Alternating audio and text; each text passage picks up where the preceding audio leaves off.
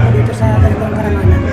Ito, of course, kanina nabanggit, no, kahit hindi nakuha yung gold nung Olympics pa dati, pero ngayon nasa Hall of Fame na kayo, anong pakiramdam po nun? Para sa akin, parang nag-gold na rin ako kasi at least kahit paano yung award na to na pinakamataas sa amin, nakuha ko at naibigay sa akin. Siguro tingin ko parang naibsan ng kundi yung pagdaya sa atin sa Olympics. Champ, ayun nga, aside sa nakapasok ka ng Hall of Fame this year, 30th anniversary din ng silver medal mo sa Olympics. Siguro paano mo na lang sinaselebrate itong dalawang major accomplishments sa buhay?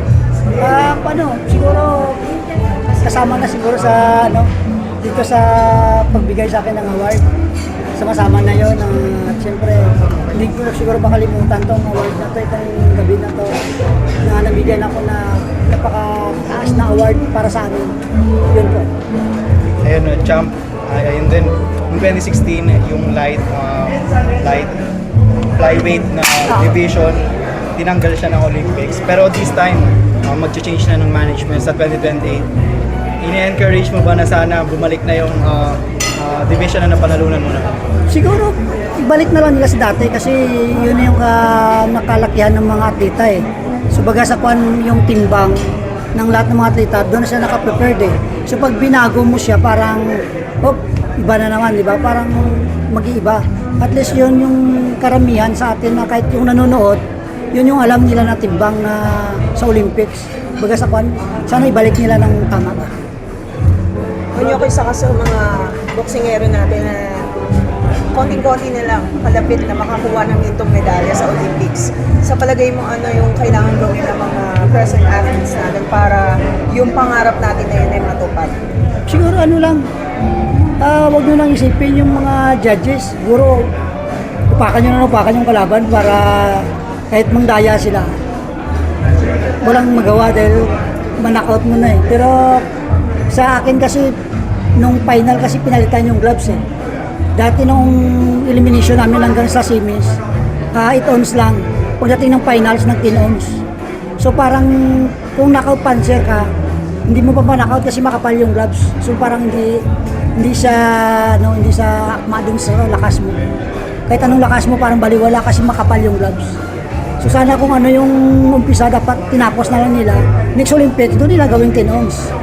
Yun sana, pero wala tayong magawa dahil yun yung panila eh. Yun yung patakaran nila. Pero naniniwala ka na in our lifetime makakakita tayo ng boxer na mananalo ng gintong medalya sa Olympics? Sa totoo lang talaga, magkakaroon tayo ng Olympic gold siguro sa boxing. Hindi ko lang alam kung itong Olympic, basta magkakaroon din. Dahil mga boxer, mga magagaling din eh. Siguro natsitsimpuan lang minsan siguro dun sa hindi magandang yung officiating ng mga judges. Siguro dun tayo natatalo. Kaya payo ko lang sa mga boxer natin, huwag nyo nang isipin yung mga officiating. Isipin nyo, nakautin yung kalaban nyo.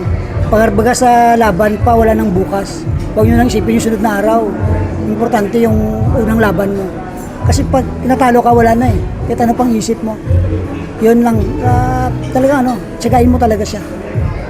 Wala ka bang balak on Yok na pumasok sa coaching kasi si Coach Roel Velasco nasa coaching? May balak naman, pero siyempre marami na sila doon. Mahirap makipagsiksikan. Oo. Sa showbiz ka? Showbiz, okay lang naman. Ako, minsan nagtuturo ako sa mga bata, mga LGU, katulad sa kay Congressman Richard Gomez, sa Ormoc. Ako may nag-umpisa doon nagturo ng mga bata. Tapos yun, nag-develop na yung mga bata rin doon. Tapos kung saan-saan, sa Lingayen dati, nagturo din ako. Basta kung sino yung tumawag sa akin ng mga LGUs or ano man, willing naman ako basta available lang. Anytime lang, basta lalo sa boxing. Paano magagamit ninyo yung karanasan ninyo noong 1996 Olympics para sa ating mga young boxers of today, especially yung ating national pool natin? Siguro lang,